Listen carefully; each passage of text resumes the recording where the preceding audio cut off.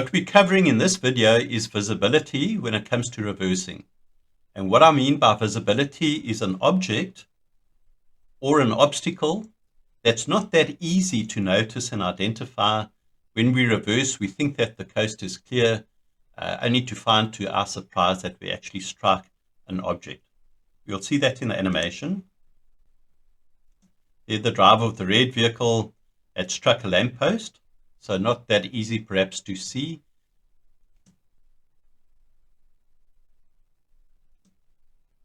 In this first real life clip, we've got this pedestrian standing on the side of the road. The bus driver now reversing straight into the pedestrian. So this pedestrian, from the bus driver's perspective, is not that clear or not that visible. And so unfortunately gets struck and run over.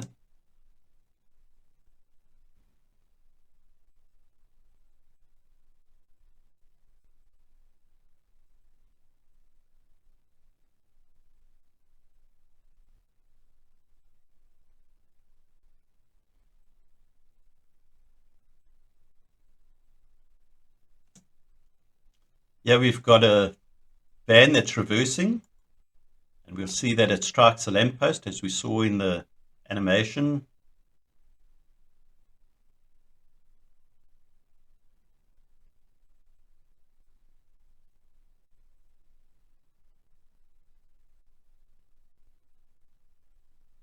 Next real life clip, the camera behind this truck. You can see it's quite wide and broad. Truck comes to a stop and then just starts reversing, assuming that it's clear behind him.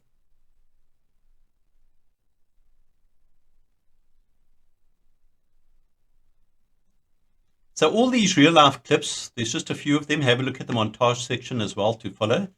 But all these real life clips really show that we can't just assume that things are clear behind us when we start reversing.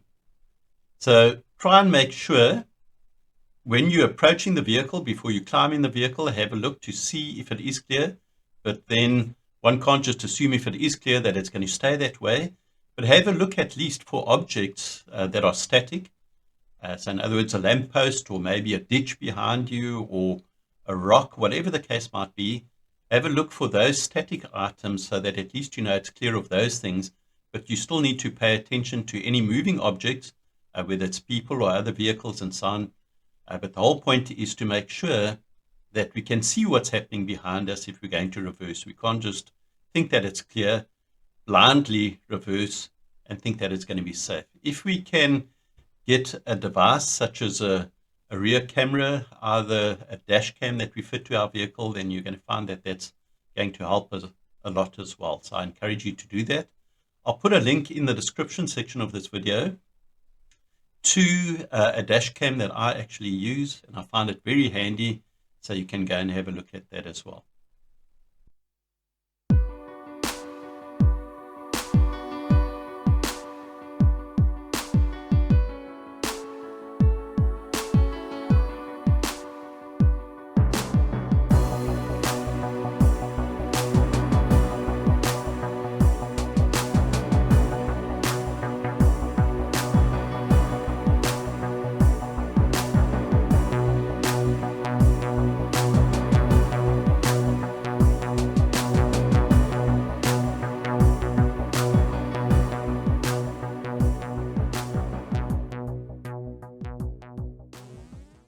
Please like, subscribe, and get notified.